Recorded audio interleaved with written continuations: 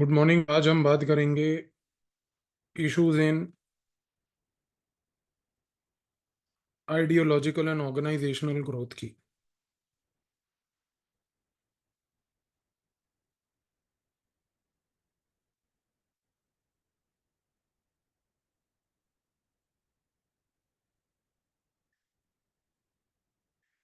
देखिए, जो भी पॉलिटिकल पार्टीज के बारे में हमने अभी तक चर्चा करी, हमने एक कॉमन चीज ऑब्जर्व करी कि पार्टीज अलग अलग तरीके से कंस्ट्रक्ट होती हैं। बीजेपी इंडिया के कॉन्टेक्स्ट में एक कैडर बेस्ड पार्टी है। कैडर बेस्ड पार्टी का मतलब क्या होता है कि यहाँ पर एक डेडिकेटेड पार्टी का कैडर है। वो पार्टी से भी जुड़ता है, लोगों को पार्टी से जोड़ता है, और उसका ऑब्जेक्टिव होता है कि एक डेडिकेटेड मास बेस क्रिएट किया जाए जो पार्टी के आइडियोलॉजी से कमिट होकर, पार्टी की आइडियोलॉजी के साथ जुड़कर पार्टी को पावर में लाता है। इसी के कंट्रास्ट में इंडियन नेशनल कांग्रेस जो है, the other dominant party in India, ये एक कैच ऑल पार्टी कहा जाता है इसको। कैच ऑल पार्टी का मतलब ये है कि ये किसी फिक्स्ड आइडियोलॉजी पे नहीं चलती। इन पार्टीज की आइडियोलॉजी रिवॉल्व करती है। अब इसमें दो नजरिए हैं देखने के। एक है कि भाई ये पॉजिटिव एस्पेक्ट है, एक है कि ये नेगेटिव एस्पेक्ट है। नेगेटिव इसलिए कि भाई आपके पास कोई फिक्स्ड प्रिंसिपल्स नहीं है जिनके ऊपर आप हमेशा डटे रहोगे। आप सोसाइटी के रैपिडली चेंजिंग थॉट प्रोसेसेस को कैप्चर करते रहोगे और अपनी आइडियोलॉजी चेंज करते रहोगे। लेकिन यहाँ पर जो एक और नजरिया है इसका देखने का, रिवॉल्विंग आइडियोलॉजी का, वो ये है कि यहाँ पर ये वाली जो पार्टीज हैं, ये हर बार वोटर्स के सामने अपने आप को अट्रैक्टिव पेश करने की कोशिश करती हैं। और ये उस तरीके से करती हैं bye basically analysing the voter behaviour more carefully. In contrast जो कैडर बेस्ड पार्टीज होती हैं, वो कहती हैं कि अगर हमारी आइडियोलॉजी के खिलाफ कोई पर्टिकुलर पॉइंट है तो हम उसके बारे में चर्चा नहीं करेंगे, हमें अपनी आइडियोलॉजी को ही फोकस करना है। लेकिन यहाँ पर जो के पार्टी पहली बात तो अपनी आइडियोलॉजी बना लेती है। In either of the cases power exercise करने के लिए सोसाइटी में आप कोई भी मेथड अपना सकते हैं। जो मेथड आपको फ्रूटफुल लगे वो आपका चॉइस है, और जो मेथड से लोगों को आपके साथ अफिनिटी दिखे वो भी आपका चॉइस है।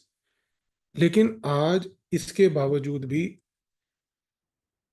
पॉलिटिकल पार्टीज जो हैं उनमें कुछ बहुत सीरियस इश्यूज हैं।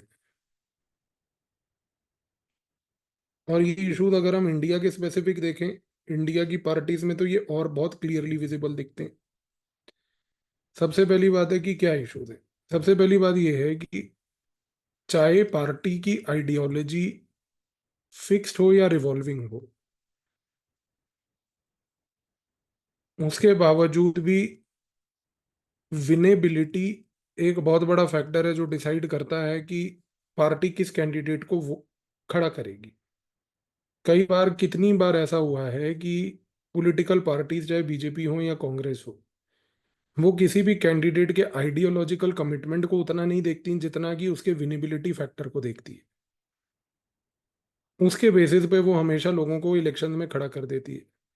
फॉर एग्जाम्पल कि आप देखिए कि जब 2019 का लोकसभा इलेक्शन था, तो उस समय बीजेपी ने क्या किया। एक सिंगर है हंस राज हंस, उसको बेसिकली लोकसभा का टिकट दे दिया, और वो बंदा जीत भी गया। क्योंकि उसकी विनेबिलिटी का फैक्टर था कि जिस पर्टिकुलर जगह से उसको दिल्ली में टिकट दिया गया, उस कम्युनिटी के लोग इस व्यक्ति के साथ अलाइन कर गए और वो जीत गया। पर इस व्यक्ति का बीजेपी के काडर से कोई एसोसिएशन नहीं था। वो बीजेपी के काडर में किसी प्रकार का कोई अपब्रिंगिंग लेके नहीं आया।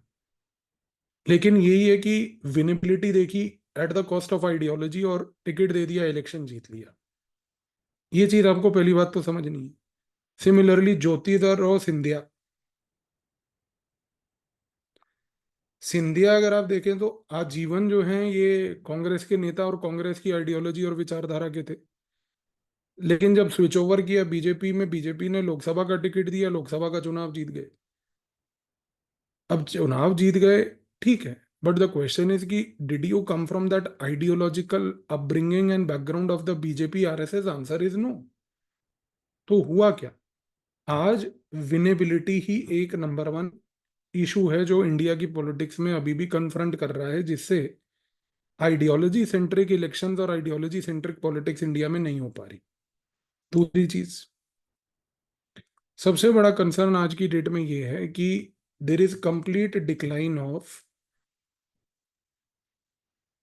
Internal democracy. Complete decline of internal democracy यानी कि इनर पार्टी डेमोक्रेसी। आप देखिए कि किसी भी पॉलिटिकल पार्टी में आज की डेट में इंडिया में क्या होता है कि जब उस पार्टी का प्रेसिडेंट इलेक्ट होना होता है, तो पार्टी पहले ही क्लैरिफाई कर देती है कि हमारी प्रेफरेंस ये है। जब आपने पहले ही क्लैरिफाई कर दिया कि हमारी प्रेफरेंस ये है, तो पहली बात तो क्या कोई काउंटर कैंडिडेट उसको लेके कभी खड़ा हुआ? नहीं हुआ। क्या कभी काउंटर कैंडिडेट को वो पावर मिली? नहीं मिली। केस इन पॉइंट आप देखिए, इंडिया में चाहे बीजेपी हो या कांग्रेस हो, दोनों जगह सेम हालात हैं।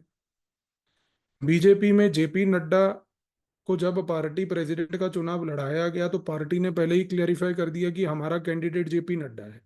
सो JP Nadda participated in the election to elect JP Nadda and elected JP Nadda as the BJP president. कोई और कैंडिडेट ऑल्टरनेटिव लेवल पर हिम्मत ही नहीं कर पाया खड़े होने की। कांग्रेस ने जब ये क्लेरिफाई कर दिया कि हमारा कैंडिडेट खड़गे है, तो खड़गे के सामने खड़े होने के लिए कोई और आ ही नहीं पाया। शशि थरूर ने कुछ कदम उठाए कि चलो जैसे तैसे करके वो आया वहां पे। आज उसका क्या हालात है कांग्रेस पार्टी में, वो सारी दुनिया जानती है कि तब से लेके आज तक उसको विक्टिमाइज किया जा रहा है कि तूने ये हरकत करी कैसे। तो प्रॉब्लम ये है कि भाई internal democracy, inner party democracy remains a very weak aspect even today. तीसरी चीज ये है कि इंडिया में डायनेस्टिक पॉलिटिक्स है, हेरिडिटरी पैटर्न वाली।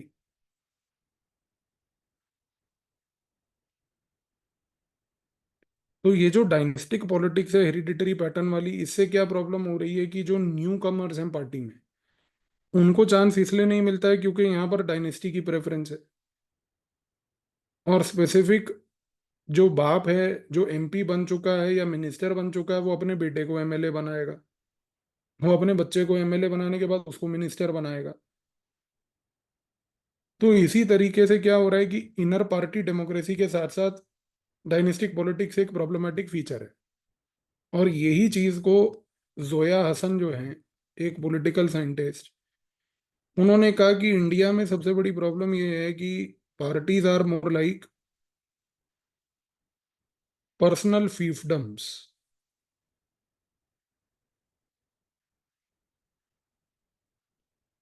Parties are more like what? Personal fiefdoms। इसका मतलब ये है कि भाई हर बंदे ने जो अपनी पॉलिटिकल पार्टी है उसको अपना एक पर्सनल एम्पायर बना के रखा हुआ है। तो वो पर्सनल एम्पायर होने के नाते प्रॉब्लम क्या होती है कि वो पब्लिक का काम करने के बजाय पर्सनल इंटरेस्ट को फुलफिल करती है। इंडिया में यही प्रॉब्लम को क्रिस्टोफर जेफरलेट ने बोला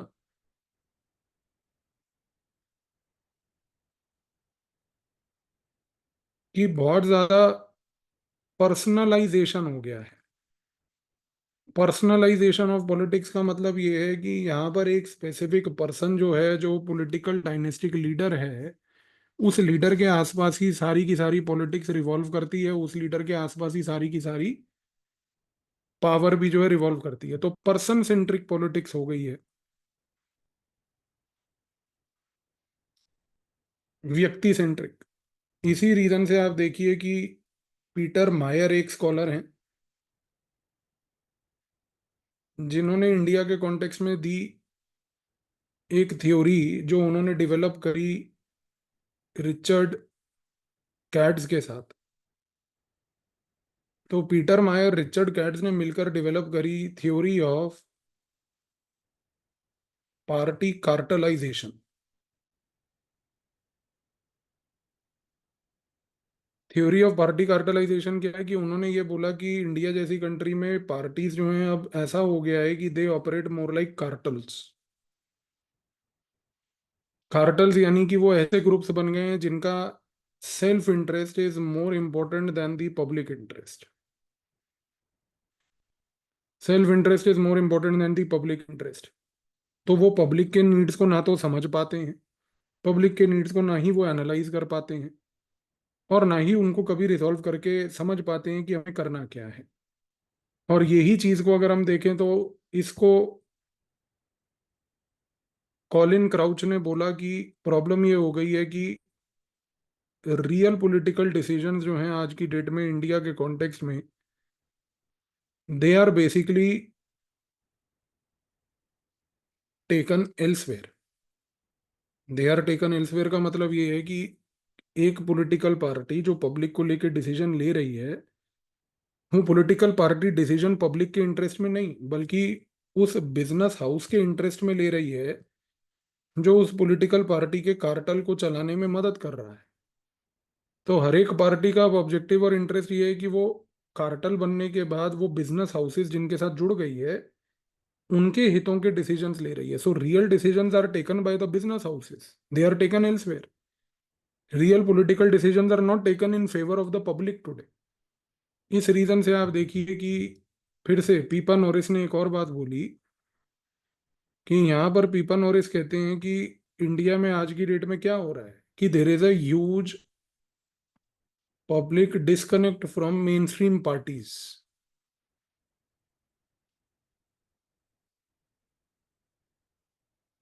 लोग डिसल्यूजन हो रहे हैं, लोग डिसल्यूजन हो रहे हैं कि हम इन मेन स्ट्रीम पॉलिटिकल पार्टीज के साथ अब नहीं जुड़ सकते क्योंकि ये हमारे हितों के और हमारे इंटरेस्ट के बारे में चर्चा नहीं कर रही। तो यहाँ पर एक चीज तो तय है कि आज की डेट में अगर हम बात करें तो ये तो क्लियर हो गया कि इंडिया जैसी कंट्री में ये जो ऑर्गेनाइजेशनल पैथोलॉजीज हैं, ऑर्गेनाइजेशनल पैथोलॉजीज, ये एक्सप्लेन करती हैं कि why people are getting disillusion. In fact people और इसके इस पॉइंट पे थोड़ा गौर कीजिए कि पब्लिक का डिस्कनेक्ट है, ये एक्सप्लेन करता है जो आज की डेट में हम इवेंट्स देखते हैं कि बीजेपी को एक मिस्ड कॉल ड्राइव चलानी पड़ रही है या कांग्रेस को एक भारत जोड़ो यात्रा करनी पड़ रही है, क्योंकि दोनों को कहीं ना कहीं ये फीलिंग है कि पब्लिक हमसे डिस्कनेक्टेड रहती है। तो हमें पब्लिक से कनेक्ट करने के लिए क्या करना है कि अलग अलग प्रकार के कैंपेन चलाने हैं। तो पीपन नोरिस कह रहे हैं कि भाई जब तक आप पार्टी को एक कार्टल के नजरिए से बिजनेस के इंटरेस्ट के हिसाब से चलाओगे, या फॉर दैट मैटर जैसे यहाँ पर इन्होंने, जोया हसन ने बोला कि पर्सनल फीफडम्स बन गए हैं, जैफर लटर ने बोला कि पर्सन सेंट्रिक पार्टीज बन गई हैं। तो जब तक इन पैथोलॉजीज को एड्रेस नहीं किया जाएगा, पैथोलॉजीज मीन्स की ये प्रॉब्लम्स को, पैथोलॉजिकल इश्यूज, तब तक आप किसी भी तरीके से लॉन्ग रन में इंडिया में एक हेल्दी डेमोक्रेसी इमर्ज करते हुए नहीं देखोगे।